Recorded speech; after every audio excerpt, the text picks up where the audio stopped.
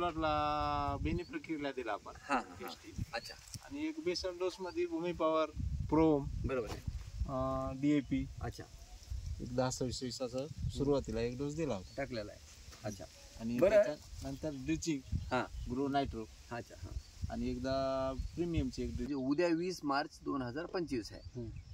उद्या 9 महिने होते तर 9 महिने उद्या होता. हळद काढणं चालू आहे आता. ग्रीन पॅन्ट मागच्या वर्षी तुमची हळद कशी होती आणि या वर्षी मध्ये काय फरक आहे? नाही फरक आहे जास्त. काय फरक आहे मला सांगा. आता ह्या शेंगामध्ये फुटवे केलेले आहेत.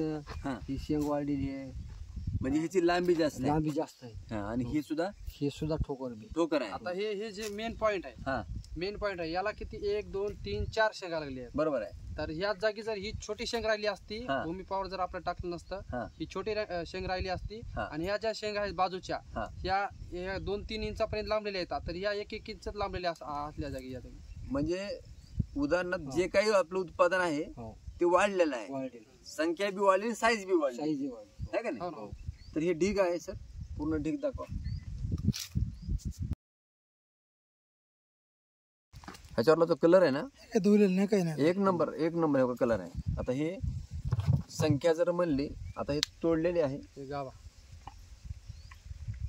हे गाभा बघा, ह्याचा कलर बघा, म्हणजे पूर्ण भरलेली आहे. तर या ठिकाणी बघा बाकीचे 4 पट बोंड तयार झाले समजा. बाकी 4 मंडी झाली.